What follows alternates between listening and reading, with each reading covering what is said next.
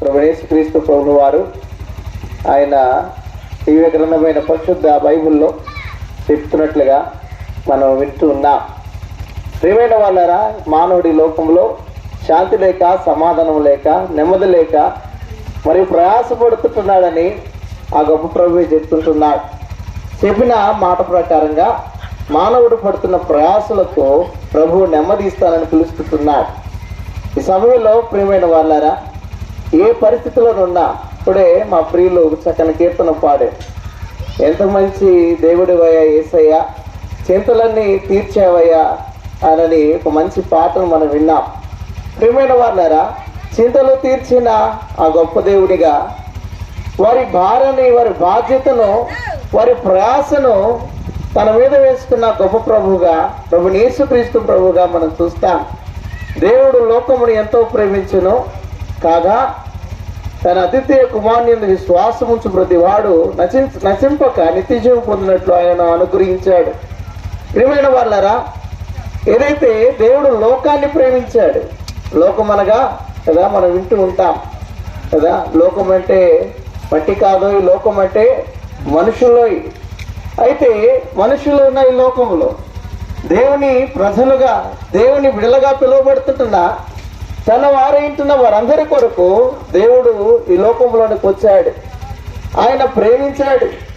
ఆయన తన ప్రజల కొరకు తాను తగ్గించుకున్నవాడిగా, లేక శిలువ మరణం పొందిన వాడిగా, ఎంతో ప్రేమైన వాళ్ళ వ్యక్తిగా తన దేహాన్ని ఎంతో గాయపరుచుకున్నవాడిగా. ఇక్కడ అనేకమైన సందర్భాలలో మనం ఇతరులు ఏదన్నా మాట అనాలన్నా, ఏవైనా చెప్పాలన్నా మనం భయపడతాం.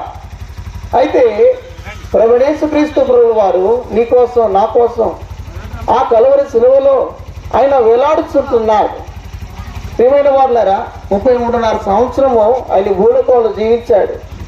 కన్యక మేరీ గర్భమందు ఆయన ఒక మంచి పరిశుద్ధుడుగా జన్మించి ఉన్నాడు.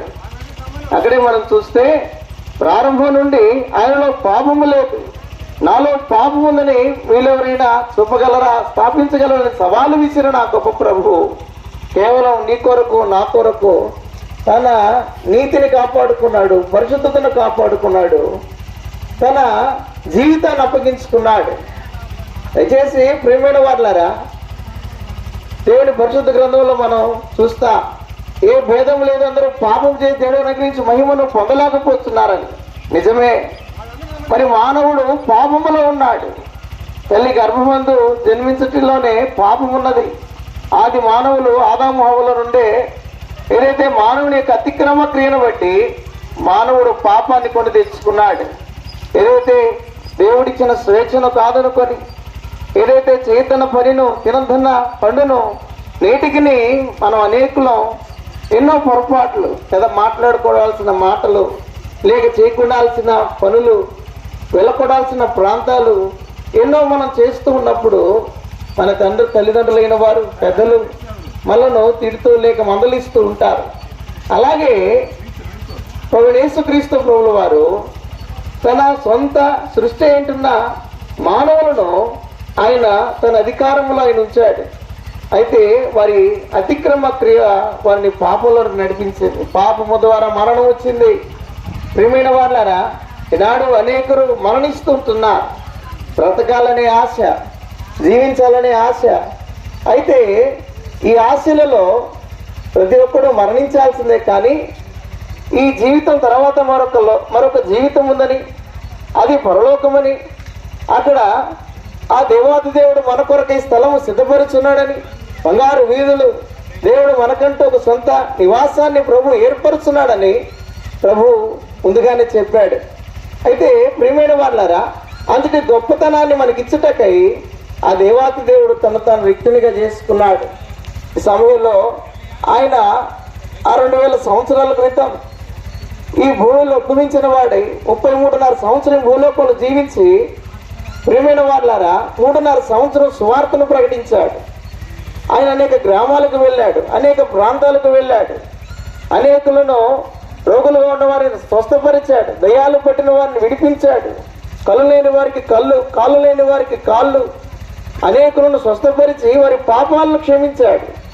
ఈ దినం మేము కూడా ఈ మాటలను చెప్తున్నామనంటే మేము ఇలా విని రక్షింపబడిన వారమే. ఈనాడు ప్రియమైన వాళ్ళారా, మమ్మల్ని దేవుడు మీ కొరకు ఈ ప్రాంతానికి పంపించారు కాబట్టి పెడచెవులు పెట్టద్దు. దయచేసి మాటలను ఆలకించి హృదయంలో ఉంచుకోనండి. ఆ ప్రభు నిన్ను తట్టినప్పుడు, నీతో మాట్లాడినప్పుడు మీరు రక్షింపబడతారు.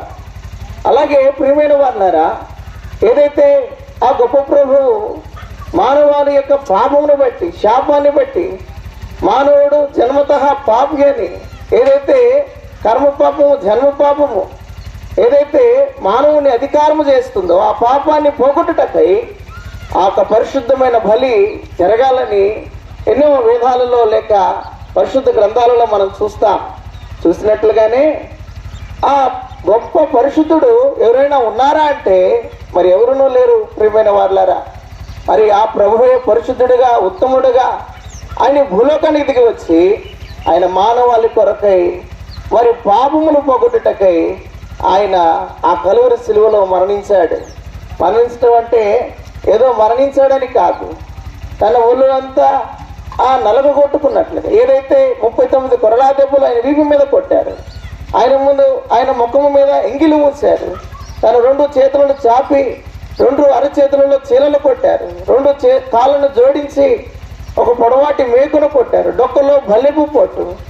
ప్రియమైన వాళ్ళారా, ఆ నిలువ కొయ్యకు అడ్డ కొయ్యకు ఆయన వేలాడుతూ ఉన్నాడు. దేని కొరకయ్యా అంటే నీ కోసమే, నా కోసమే, మన పాపములకు ప్రతిగా మనకు ఆ పరలోక రాజ్యాన్ని స్వాస్థ్యంగా ఇవ్వాలని తాను రిక్తునిగా చేసుకున్నాడు. ఈనాడు ప్రియమైన వాళ్ళారా, ఆయన మరణించి మనకు పరిశుద్ధత ఇచ్చాడు, పాపాన్ని పోగొట్టాడు. అలాగే ఆయన తిరిగి 3వ దినాల లేచి ఇలా దేవుణ్ణి స్తుతించుటకై, ఆయన తనను నిరూపించుకున్నటకై ఆయన మరలా లేచి ఉన్నాడు. ఆయన మరణించిన వాడిలో లేడు. ఆయన మరణపు ములును విరిచిన వాడై ఏదైతే ఆ పునరుద్ధారుడైన క్రీస్తుగా, గొప్ప ప్రభువుగా, నమ్మదగిన దేవునిగా ఆయన మరణమునకు ఆయన అర్హత కలిగిన వాడికి లేక ముందుగానే ప్రభు చెప్పాడు, నా ప్రాణమును పెట్టుటకైనను దాన్ని తిరిగి తీసుకున్నటకైనను ఆయనకు అధికారము కలదు. ఆయన అధికారము చొప్పున ఆయన తిరిగి జన్మించిన వాడిగా, తిరిగి బ్రతికిన వాడిగా ఆయన ఉన్నాడు. కనుక ప్రియమైన వాళ్ళారా, అటు గొప్ప ప్రభువును ఈ సాయంకాలం వేళ ప్రకటిస్తూ ఉంటుండగా నమ్మిన వారు విశ్వసిస్తే ఆ నిత్య రాజ్యానికి వారసులు అవుతారు. తిరిగి ప్రభు మరలా రానయ్యున్నాడు. ఆయన అందరూ చూస్తుండగా ఆయన ఆరోహణమై ఆయన వెళ్ళిపోయాడు, పునరుద్ధారుడై ఆయన వెళ్ళిపోయాడు. తిరిగి మరలా ప్రభువుకు దినాన్ని రాబోతున్నాడు. కనుక నమ్మి విశ్వసించి బాప్తీసం పొందినవాడు రక్షింపబడును, నమ్మని వానికి శిక్ష విధించబడును. కనుక ప్రియమైన వాళ్ళారా, ఇది మాటలను పెడచెవులు పెట్టక విశ్వాసం ఉంచి హృదయాల్లో ఉంచుకొని ఆ నిత్య ప్రభువును, ప్రభు యేసుక్రీస్తు ప్రభువును నమ్మాలని, నమ్మి విశ్వసించాలని ఈ కొద్ది మాటలు మనం చేస్తూ ప్రభు యేసుక్రీస్తు ప్రభువును విశ్వాసం ఉంచేటప్పుడు మీరును మీ కుటుంబము రక్షింపబడును. మీ కొరకు చిన్న ప్రార్థన చేస్తా. మహోన్నతుడా, కృపగల దేవా, మీకు స్తోత్రాలు. ఈ శ్రేష్ఠ సాయంకాల సమయంలో అయ్యా ఇదిగోనైనా మరి నీ పరిచయ నిమిత్తమై దినమెల్లయు అయా పలు ప్రాంతాలలో సువార్తను ప్రకటించుండగా విని వారి హృదయాల్లో కార్యం జరిగించండి అయా. ఇదిగో నమ్మి అయా విశ్వసించి బాప్తీసం పొందిన రక్షింపబడతాడు, నమ్మని వాడి శిక్ష విధించబడినట్లకై ఈ వాక్కు అయా ఇదిగో నెరవేరినట్లకై అయా మమ్మల్ని రక్షించుకొని ప్రార్థిస్తున్నాం. ఈ శబ్దవంతం ద్వారా వింటున్న ప్రతి ఒక్కరికి హృదయంలో మీరు కార్యాన్ని జరిగించండి. ఇదిగో మా ప్రభు దీపం ఉండగాలని ఇంటికి చక్కబెట్టుకోమన్నట్లుగా ఇదిగో మా దేహంలో ప్రాణం ఉన్నప్పుడు నేను నమ్మినందుకే సహాయం చేయమని, ఇది నా పరిచయం అంతటిలో మీరు మాకు తోడైనందుకే నీకు స్తుతులు చెల్లిస్తూ అయా తిరిగి ఇదిగో మా పరిచయ నిమిత్తమే ముందుకు సాగుతుండగా సహాయం చేయమని, అయా ఖర్చుపడి ప్రయాసపడిన స్థానిక సంఘాన్ని దీవించమని యేసు ప్రభు నామంలో అతి మిక్కిలుగా పొంది ఉన్నామని వేడుకుంటున్నాము తండ్రి. ఆమేన్.